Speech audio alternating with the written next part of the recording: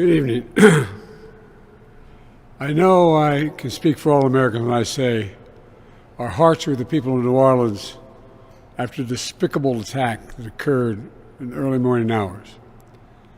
To all the families of those who were killed, to all those who were injured, to all the people of New Orleans who are grieving today, I want you to know I grieve with you. Our nation grieves with you.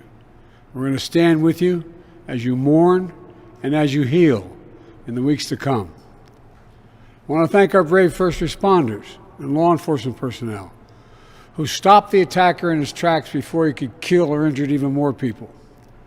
And I want to thank you to everyone at the Department of Homeland Security, the Department of Justice, including the FBI, for working nonstop to investigate this heinous act. The FBI is leading the investigation to determine what happened, why it happened, and whether there was any continuing threat to public safety. Here's what we know so far. The FBI has reported to me the killer was an American citizen, born in Texas. He served in the United States Army on active duty for many years. He also served in the Army Reserve until a few years ago. The FBI also reported to me that mere hours before the attack, he posted videos on social media indicating that he was inspired by ISIS, expressing a desire to kill. The ISIS flag was found in his vehicle, which he rented to conduct this attack.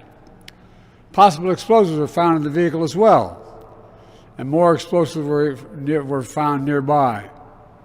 The situation is very fluid, and the investigation has a preliminary stage. And the fact is that right now, there you go. The law enforcement and intelligence community are continuing to look for any connections, associations, or co-conspirators. We have nothing additional to report at this time. The investigation is continuing to be active, and no one should jump to conclusions. I've directed my Attorney General, the FBI Director, the Secretary of Homeland Security, the head of the National Counterterrorism Center, and the intelligence community to work on this intensively until we have a full and complete information. And once we have that information, I will share that information as soon as we can confirm it. Additionally, we're tracking the explosion of a cyber truck outside the Trump Hotel in Las Vegas. Law enforcement and the intelligence community are investigating this as well, including whether there's any possible connection with the attack in New Orleans.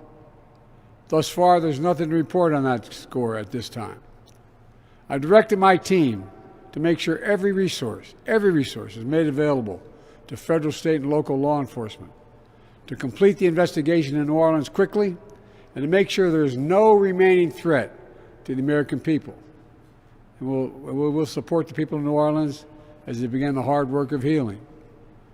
New Orleans is a place unlike any other place in the world. It's a city full of charm and joy. So many people around the world love New Orleans because of its history, its culture, and above all, its people. So I know, while this person committed a terrible assault on the city, the spirit of our New Orleans will never, never, never be defeated. It always will shine forth. We've seen that time and time again throughout its history, and I know we'll see it again in the days and weeks ahead. May God bless the people of New Orleans. May God bless our police and our first responders. May God protect our troops, and we'll keep you fully, contemporaneously informed. Thank you. Have you spoken to President Trump? Will you visit New Orleans? Have you spoken to President Trump?